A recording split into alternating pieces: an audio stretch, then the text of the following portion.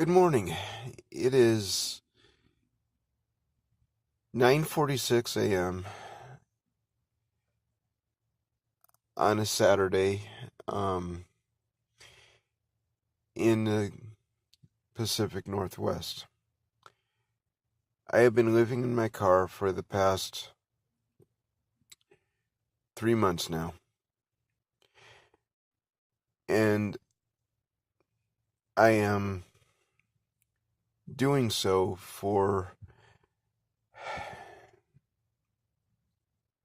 I'm doing so by choice to get close to a story that's very important to me. I've been working with the homeless through Anarchy Empowered field operations ministries since 2001. I really got involved during Katrina in the aftermath, and I started noticing recently that people that I've known for years are missing. But the problem is, transients don't end up on missing persons posters. They don't normally get missed by people of consequence that would actually have the influence to look for them. This makes them a prime target for human traffickers. Now, when we talk about human trafficking, generally people are talking about prostitution, and maybe forced labor. But it goes much deeper than that. The reality is that if you are working a minimum wage job, clocking in, just trying to pay your rent,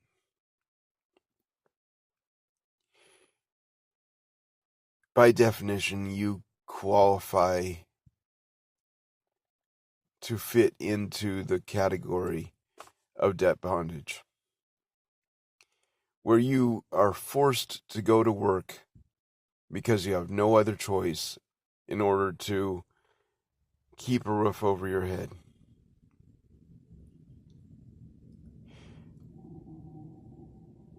Now, a lot of people don't want to look at it that way. But our economy forces up the cost of living intentionally to put people onto the time clock to help industry keep their workforce.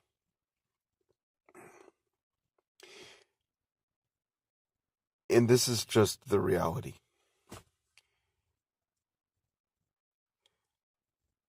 When we're talking about migrant workers, they come in under a shadow of darkness, through whatever means necessary, and they usually use brokers that immigration less than politely refers to as coyotes. These coyotes will line them up with a job and even housing, but they have absolute control over the income of this person until a specific debt is paid off. And in many cases, that debt is never paid off. Where they just keep adding more debt. And the person that they were supposedly helping is trapped. Trapped in this debt bondage to essentially work free labor for farms, landscape companies, construction companies, and so on. Then we have the mule. Usually women, young women, desperate for a better life in the so-called land of promise, the land of opportunity, where the streets are supposedly paved with gold.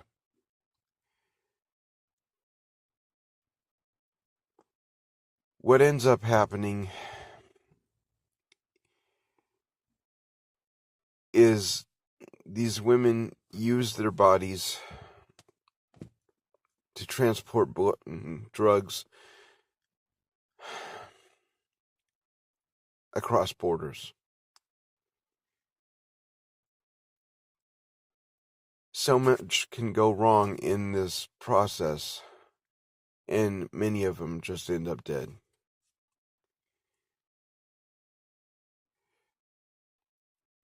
A young woman,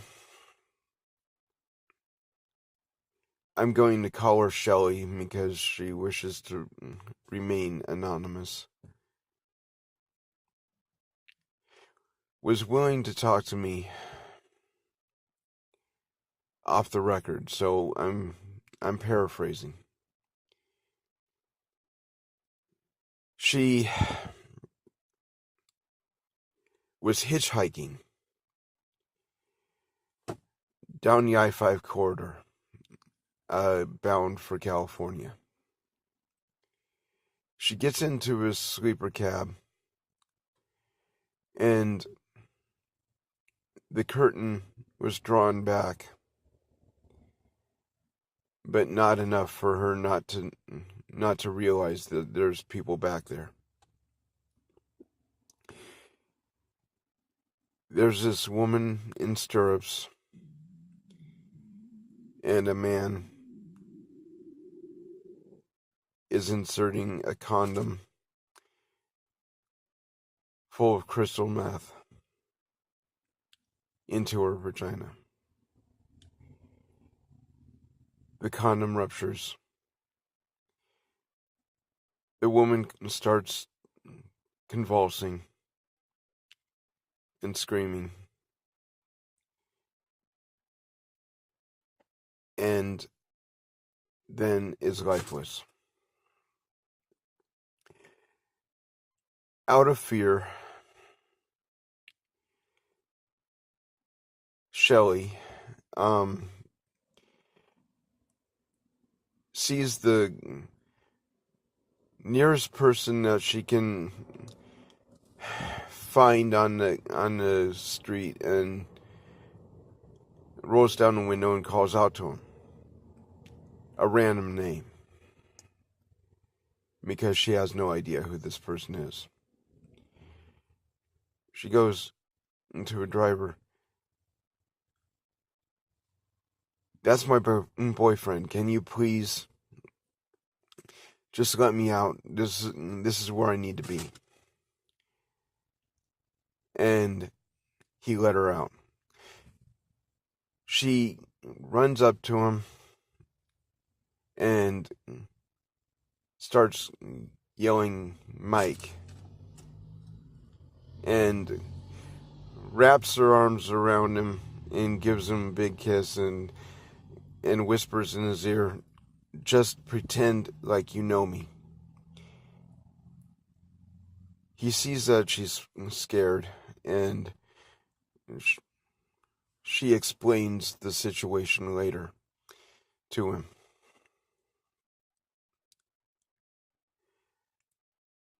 They end up going to the police, and that was the last that Shelley knew of a situation.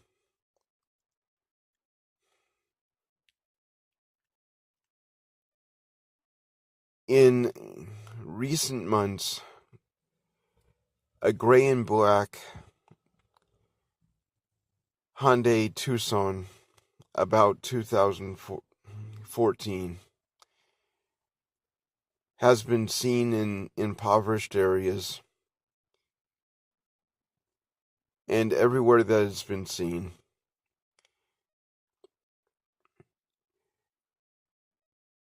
a transient, usually female, is reported to be missing.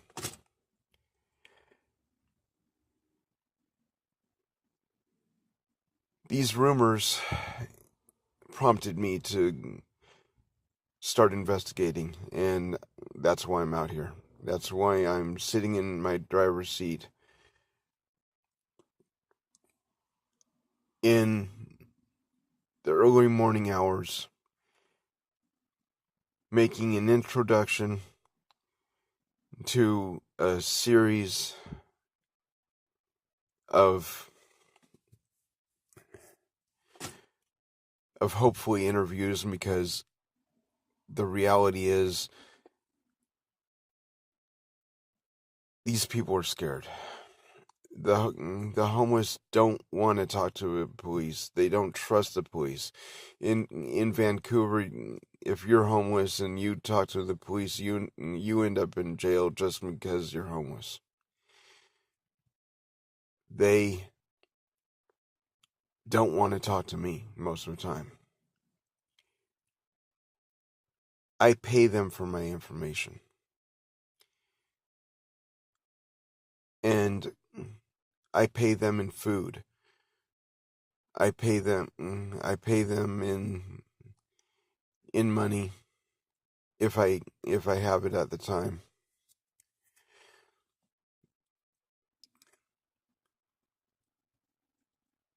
Or I'll just rent them a room for the night.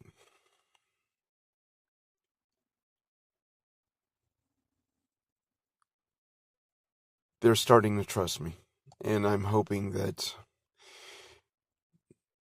sooner or later I will be able to actually get video footage of somebody agreeing to an interview. But most of this is going to be audio, and this is why. So I set up the stage for the next dozen videos or so. And I'm really hoping that this project brings awareness to a growing epidemic in Vancouver, Portland metro area, and even the rest of the country. It's an international problem, but I can only work in my little corner of the world. Please subscribe.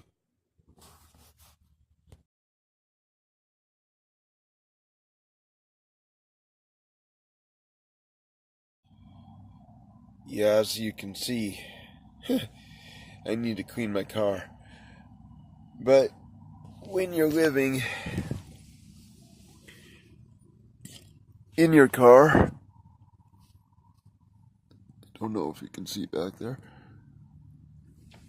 you don't really have a choice as far as organization. The bottles are for hydration and so on. I am about to go to the dollar store and get some canned food for lunch and so on. When you have no refrigeration, canned food is really the only option when you know you're not going to be able to cook.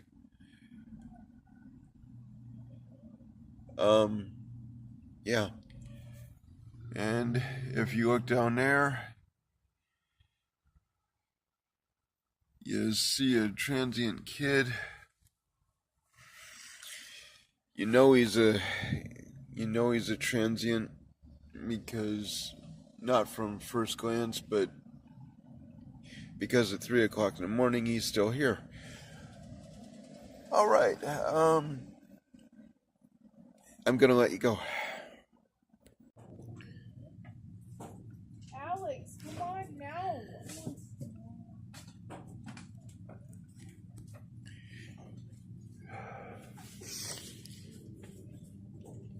Protein is more important than any carbs.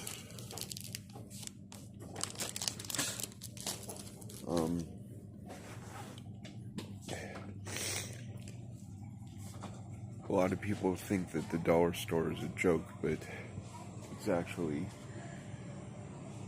the fundamental food resource for most of the homeless of this area.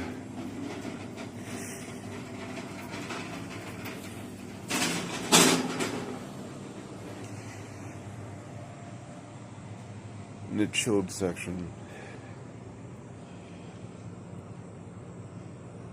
you can get over a day's serving of protein or with $1, which most people don't even realize.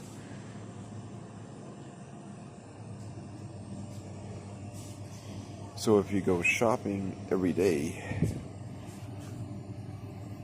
right before you eat, you can actually get away with not having a refrigerator.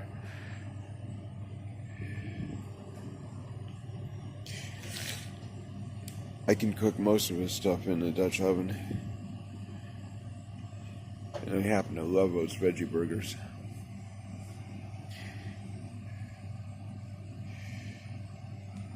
So yeah, this is a fundamental part of the trials that open up the doors to human trafficking. No refrigeration, lack of experience, a complete breakdown in social and economic wellness is a perfect storm for a young woman or a young man to end up literally enslaved. Okay, so I ended up with the veggie burgers and a pack of bagels.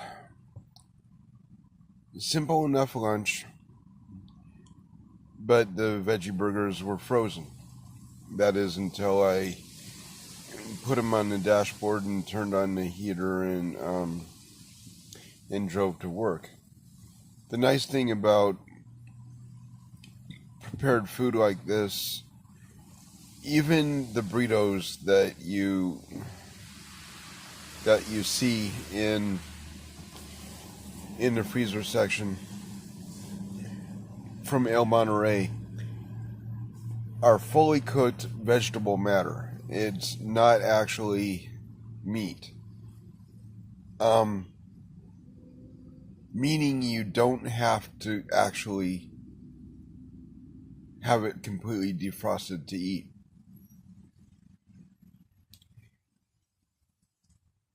and it's high enough in protein to keep you going. One thing that I've noticed with the youth that are targeted for human trafficking is when they get any kind of money through panhandling or whatever, they go to these stores and they buy junk food, nothing but junk food.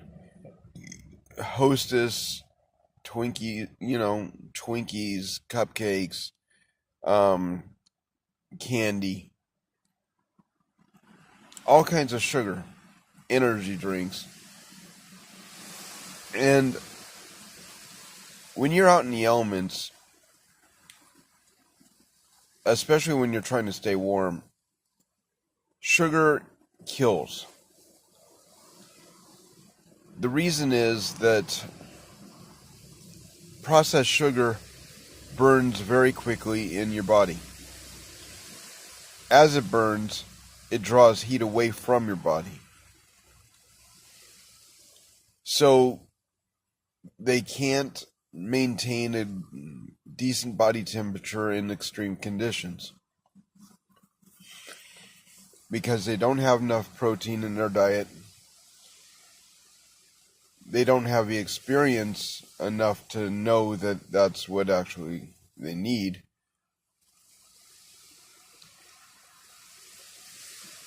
So their primary objective is to get off the street, seek shelter. Well, that's understandable. Very understandable. But that's also the rub. They tend to hook up with somebody that will offer them a place in exchange for usually sexual favors, and then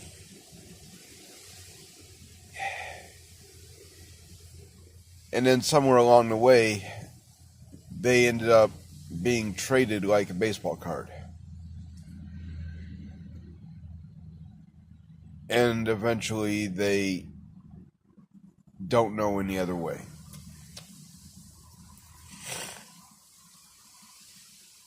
Most of them aged out of the foster care system, not prepared for life in general, much less life without shelter. Most of them never even considered the idea that they would be thrown away by our society. I mean, that's an abhorrible idea. And as a kid, you don't even want to think about that. But that's exactly what happens. Once you turn 18, you're on your own. Your foster parents lose funding, so you're on the street. Now, there are exceptions. Every now and then you actually find a foster parent that will adopt the child,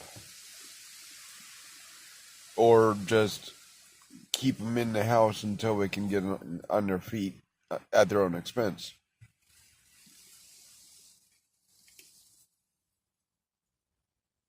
Far and few between.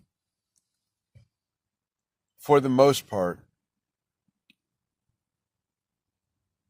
this is what makes up 80% of trafficking victims in North America. Usually, the story goes that you're dealing with a upper middle class, spoiled runaway that had no idea how to survive. survival instincts kick in, and a predator comes across them, and the next thing you know, they're in the ring. They're being traded from one pedophile to another, but they're aged out, so they're not necessarily minors. Especially if they're upper middle class runaways, they could very well be 16 or whatever, but not always. It could be 21 or whatever. They don't have an age group for, say, just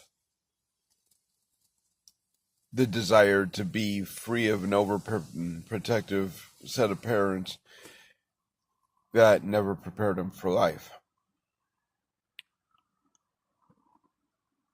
All right. I'm about to go into Living Hope Church, and they offer a meal on Sundays for the community.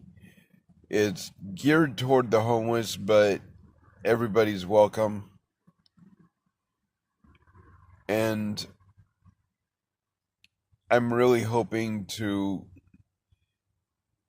get some interviews. So that's where I'm at.